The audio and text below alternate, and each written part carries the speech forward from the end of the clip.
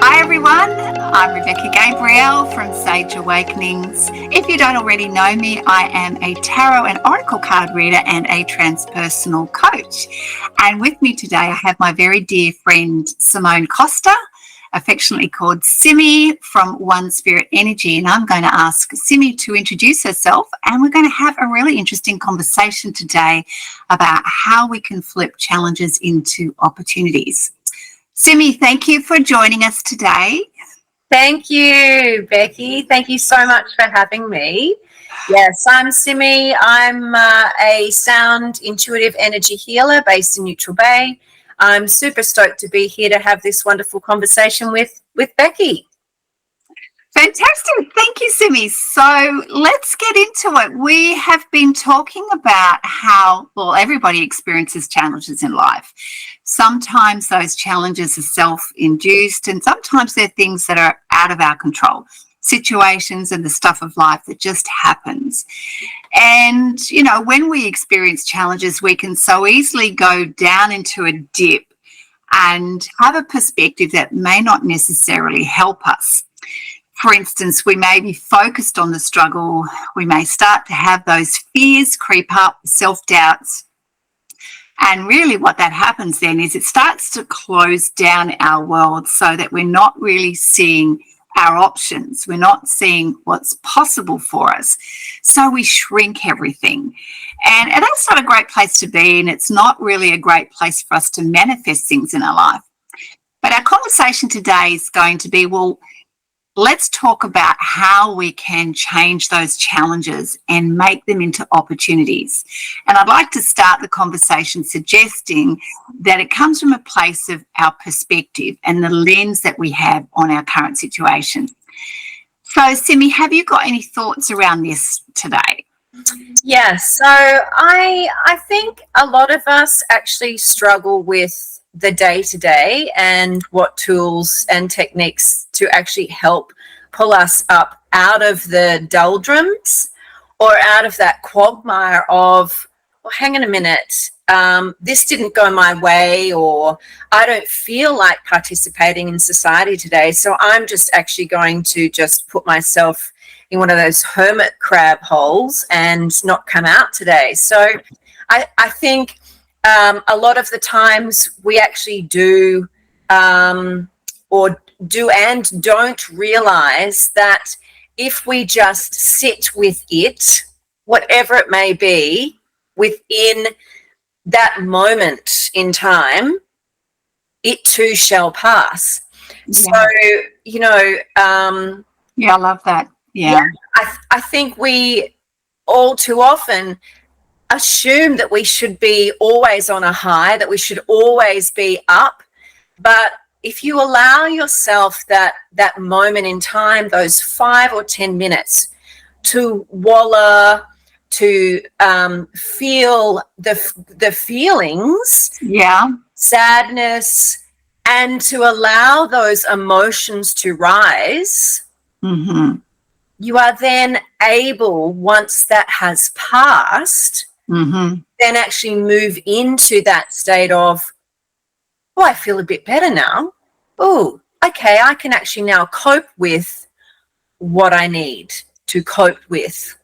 I love that. Yeah, I love the fact that the point you're making is acknowledge how you feel in that moment, because quite often we can go into that space of either one, suppressing or repressing how we're feeling. Or hiding from our feelings. I mustn't feel this. Emotions are bad or they're dangerous.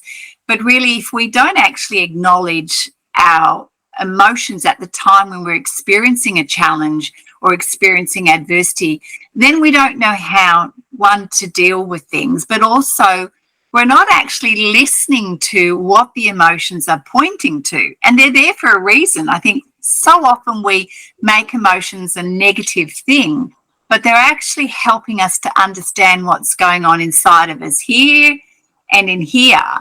And that can give us some very valuable information about how we might be perceiving something how we might be remembering a past experience.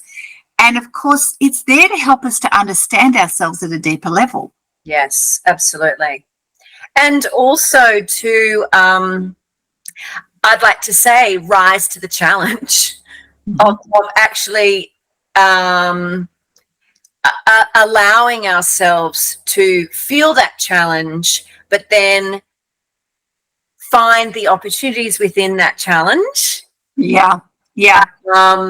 And I think also we don't always take that time to reflect, and therefore those golden opportunities or that golden moment doesn't necessarily come in as we would like, or perhaps it would actually just pass us by.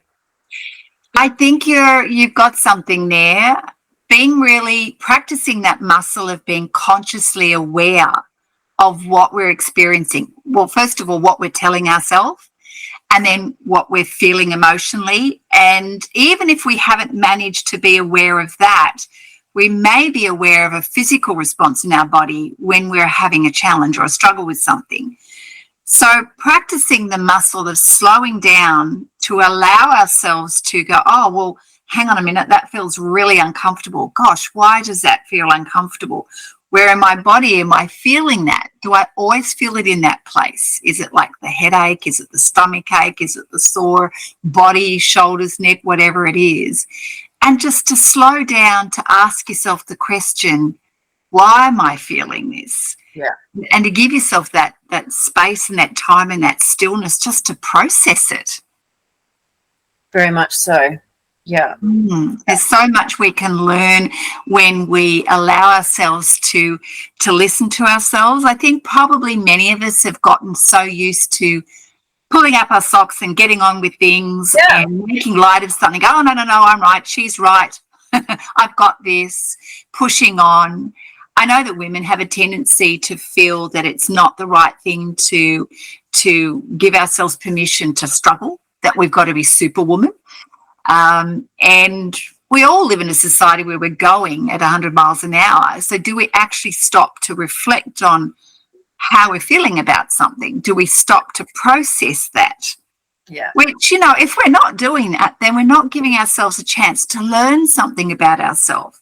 Yes, exactly. So when we've got something that happens, it can feel pretty yucky in the moment, but the opportunity is to go, well, gosh, do I need to see this through a different perspective? What's another way to look at this? Or do I need to know something about myself here? Is there a lesson here? Yes. Like, can I get some feedback where I go, gosh, what did I miss here? What do I need to know about myself? And it's very rarely about other people or external circumstances, because we can't control those things. Yes. So I guess let's just look at the processes of how perhaps someone like myself, as an energy healer, would actually get myself out of that conundrum or out of that quagmire or that sludge of feeling the challenges of certain situations, certain events, certain people, certain environments. I think one of my main ideas that I like to do is actually journal. Yes, that's probably first and foremost, is actually just getting it out of the monkey mind and actually putting it on paper. And I'm a firm believer in, when I journal, is that I actually don't read what I've written, and I also don't use any punctuation. I just write, which is very different to automatic writing, but this is just free-flowing journal writing. I also like to perhaps use my shamanic drum. I actually like to incorporate sound. That's very important for me, whether it be shamanic drumming or even just using my voice, perhaps doing a roar or a scream, or, just something to also internally release that sludge out of the body.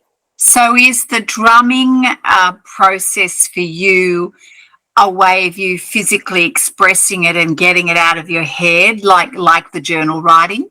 it's more getting it out of the chakras, out of the internal body. So the journaling is more getting it out of the monkey mind, whereas using sound for me is actually getting it out of the chakras.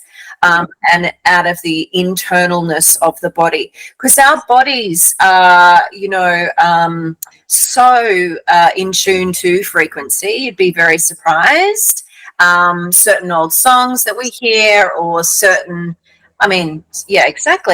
sounds, even in the street, someone with a horn, you go, oh, okay, what was that? So, we are very much we're energetic beings, aren't we? Yeah, we're in tune to sound. So that is what I would actually recommend, is to actually use some kind of sound to perpetuate that release.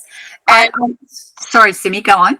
And also, I like to go into nature. I'm a nature spirit being. I would either sit with my back up against a tree, or put my hands in the ocean, feet in the ocean, or lie on a rock. I call to Mother Earth to actually bring in her interconnectedness of us and becoming as one, to actually help to allow that time to pass. So that's just a few of my ideas I'd like to just share. I love that, Simi. And of course, we both have we do similar work, though we're different. Of course, I can hear the shamanic side of the work that you do coming through, and your connection with nature and energy. It's so important to recognize that we're not just our mind, which, modern day society seems to overemphasize either the mind or the body, but forgetting that we're actually energy. And so I really do resonate with those ideas. And being a writer myself, I love to journal. It's that free-flowing process of getting the block up here down onto paper. And I find that my spirit guides and my higher self speak to me when I write. But typically, because I live on the Sunshine Coast in Queensland, I'm down at the beach all the time. So my way of grounding and going into a place of stillness and connecting with nature is sitting on the sand, being there, feeling the breeze, and often being in the water too. All of these things help me to reconnect with my truth, help me to clear any blocked energy, and help me to just be in a space of stillness to process what I'm experiencing. Yeah.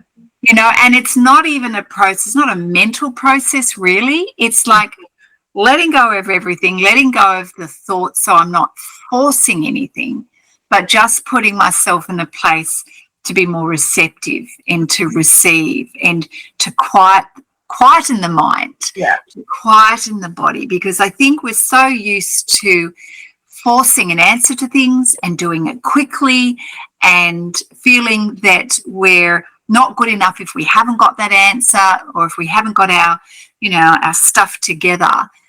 I'm forgetting that we need time sometimes just to process and just to allow things to come in their own time. Very much so. And if I could add to that, one thing that's important to also realize is that even though we want the opportunities yesterday, or the ideas to drop in immediately, sometimes there is other events or opportunities or people that need to be in alignment with what is actually coming in. So it's not always about when we want it. It's actually also when it is in the right time for all involved. True, because we are connected to all other energetic living things. Correct. And yes, and so traditional coaching may have a tendency to get us to be in a better place in the way we think about things, which is very important. Are we managing and regulating our thoughts and our beliefs? That's very important.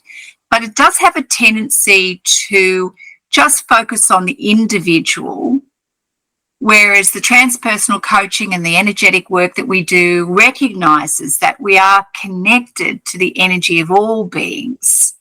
So there's beautiful wisdom that comes through when we're in a place of stillness and ready to receive.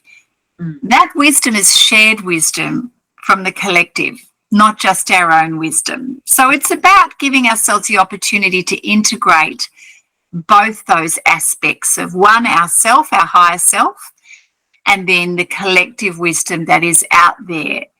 So, okay, when a challenge happens, when a struggle happens, we don't go into shutdown mode. We give ourselves time to reflect and to receive the insights we need. Why? So that we can examine the way we are looking at things and perhaps have a different lens and ask that question, what do I need to know here? What's another way of looking at it? So this current struggle now becomes an opportunity for me to learn something or improve on something. Exactly. Everything in life, everything is going to have an opposite. So it's not as if we can have a world where there are no struggles and no challenges. That's what we're here for. Yeah. But every time we have a challenge, there is going to be the exact opposite of that, as in an opportunity. Yeah. Yeah. And yes, we're going to feel uncomfortable. Sure. That's okay. But what can we do with that? How can we respond? Sure. And within the challenge, though, is also the learning. Oh, yes. The learning. And I think lessons just remind me a bit of school. So I'm going to just remove that word lessons and I'm going to call it learnings. Okay. We have so much to learn from that challenge within that time. And we also have so much to learn from that moment in time. Yes. Absolutely. So have no doubt that exactly. It is all within the order. There is a plan within a plan within a plan. Yeah, it's an interesting concept that I invite people just to sit with. And it's not really, we're not having a conversation to say, yes, I agree or disagree. It just, that's okay. They're just different ways to approach our challenges in life, adversity, which is beautiful, and which is why we're having the conversation. I also want to sort of point out that quite often we can be in the habit of seeking a solution. There has to be a solution. And we go to outside of ourselves to look for that. That's a habit. Who can give me the answer? Where can I find the answer? I need to change you or this or that situation, my surroundings, whatever it is. We look externally to respond to a situation where we're feeling uncomfortable. So something happens, maybe it's a relationship challenge, it may be a job situation, it may be something to do with a family member or finances, and we go, right, what do I need to change instantaneously and who needs to go and what, blah, blah, blah. Because there's a lot that goes on up here, right? So what we probably have not recognized is the answer is always there. It never wasn't. It's just that the answer is within us. So when we give ourselves that time to sit and be still and just relax and let go of the need to have an answer straight away, give ourselves time. It could be an hour, it could be half a day, it could be a few days. It's okay to sit with that, and there's no time limit on the time that you give yourself to reflect and just marinate on something. But the answer is within us. And recognizing that nobody is going to necessarily have the right answer for you, it's coming back to that place of trusting our inner knowing, listening to our heart, listening what feels right. And, this brings us to another conversation of intuition, which might be another day that we talk about that. But it's recognizing we actually don't need to go to the external to get the answer. We can trust in our own sense of what feels right. Now, I will put a quantitative or qualitative measure on what I'm just saying. When we're in that stuckness and we are clouded over and we really are struggling to get the clarity, it is definitely okay to reach out to someone who's an expert in the space to help you get the clarity, as long as we understand that that other person, that other expert or specialist is not there to give you the answer, but they're going to help you to facilitate that process of finding it within yourself. And that's where you and I step in with our different gifts, strengths and talents to help others get that clarity and to understand themselves at a deeper level, because the answer is in that person. Yes. But we facilitate that process for them. Absolutely. And isn't that pure joy as well?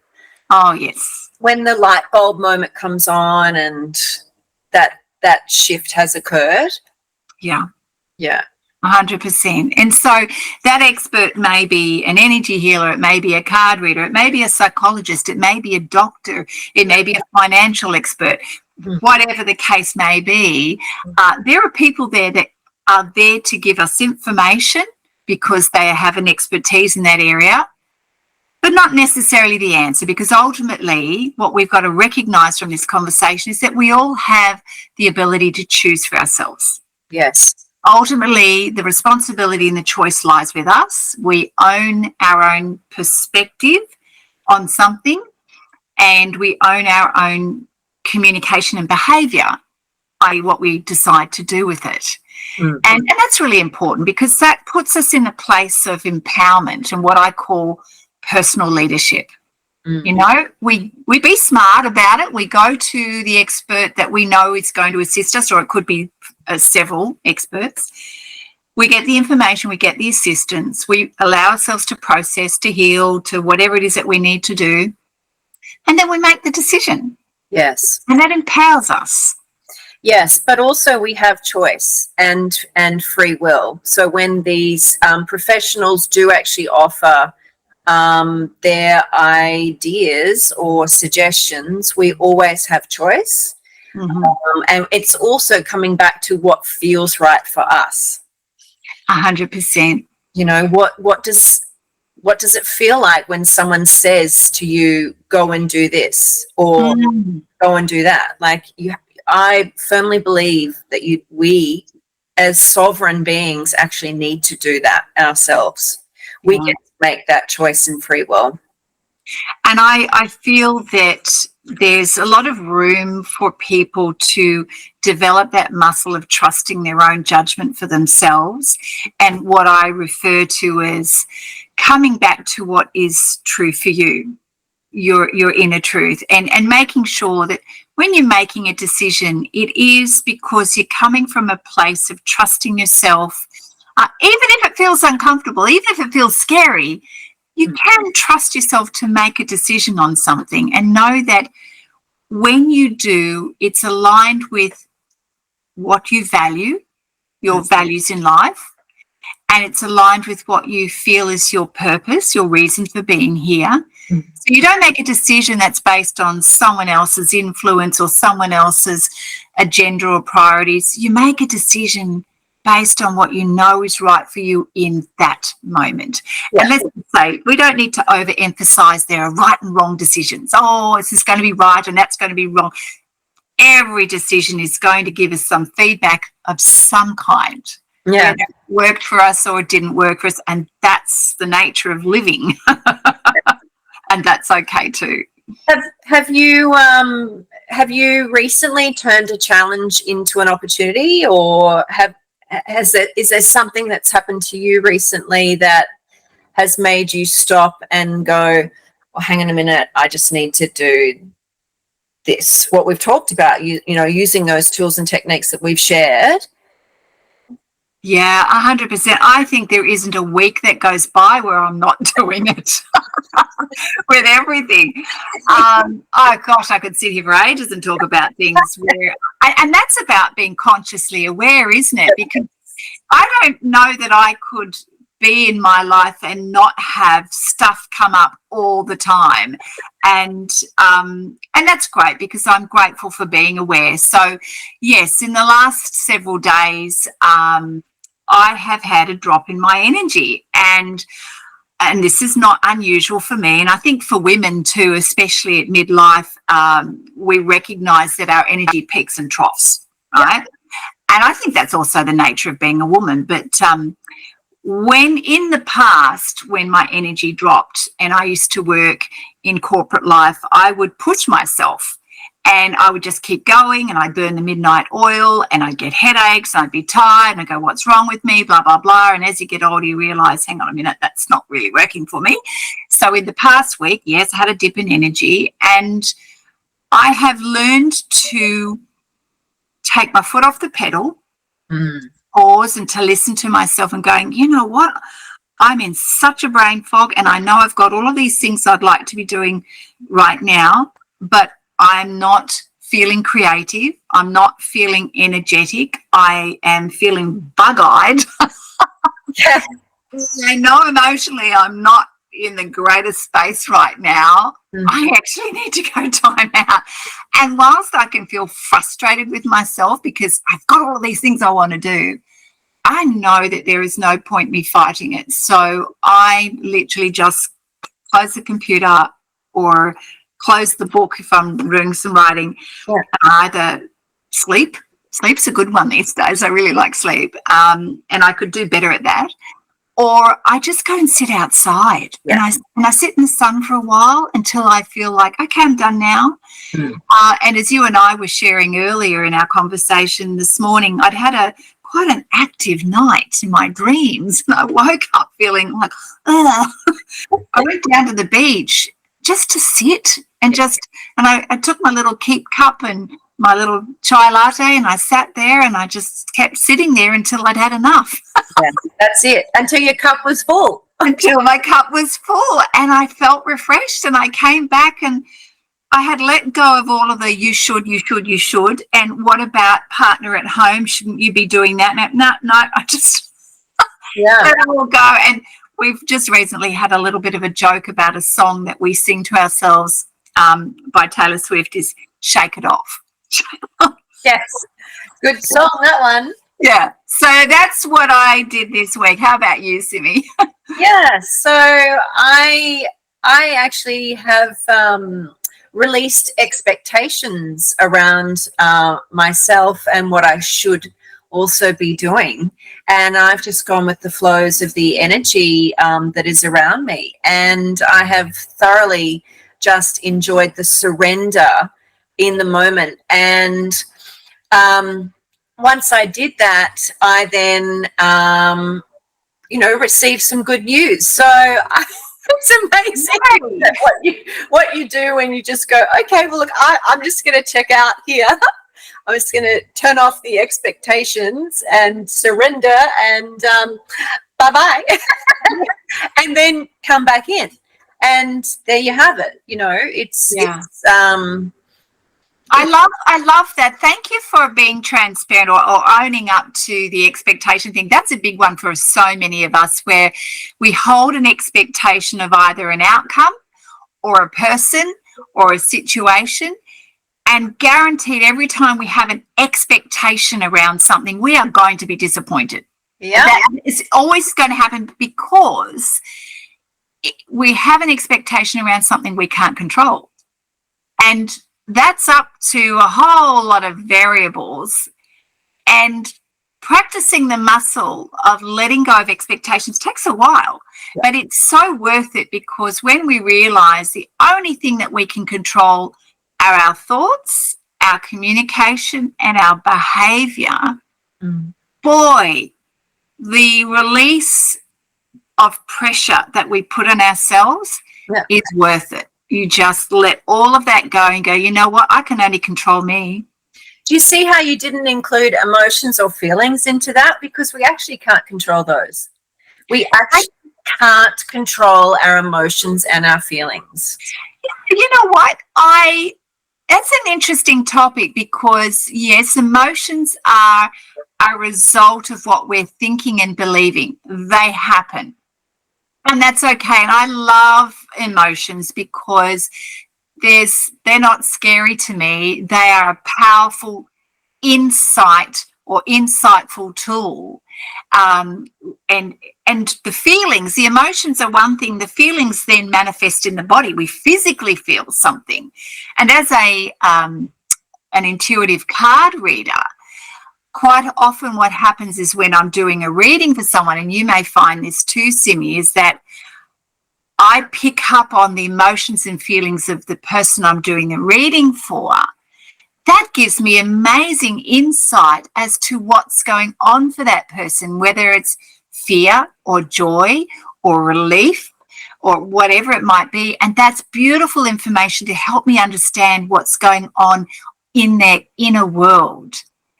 So when those things come up, they may be an automatic result of thoughts and feelings or how we interpret something. We may not be able to control those unless we get really good at managing our thoughts. And that's another conversation, is learning to manage our thoughts. And then that gives us a different emotion. Yeah.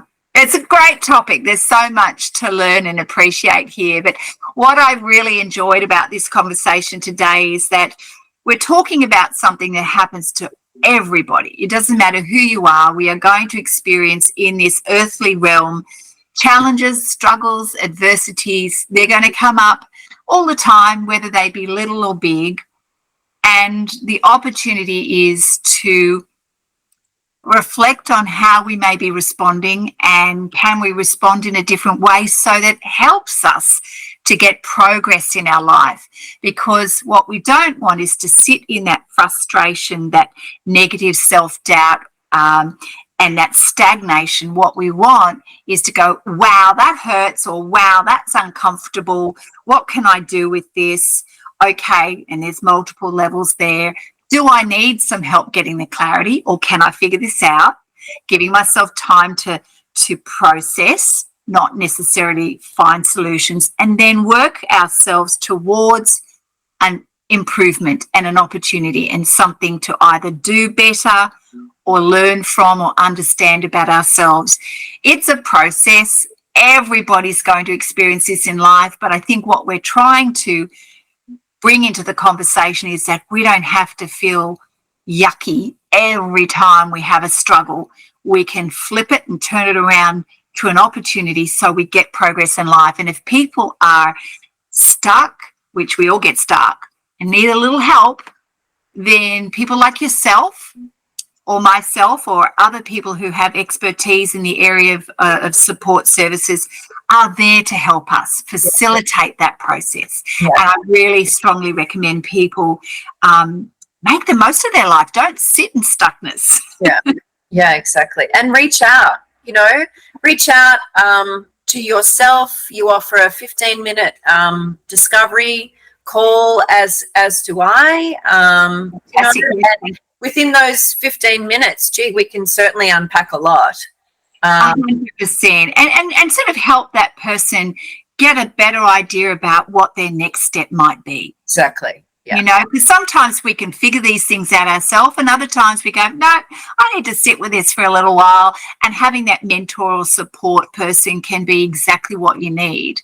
And so this is the world we live in, Simi, where we're helping people to make progress in their life and to become more empowered and better at leading themselves. And it's a privilege to be in this space. But none of us are better than anybody else. We all experience challenges. And I know from our friendship, we're there for each other. Absolutely. To give us a different perspective sometimes. I kick up the rear end sometimes. But it's a healthy conversation to have. And thank you so much for your delightful contribution today. And I really look forward for us doing some more of these conversations and inviting people into that conversation as well. I love it. Thank you so much. Thank you. Right. Beautiful, Simi. We'll talk again soon. Thank you. Okay, bye. Bye.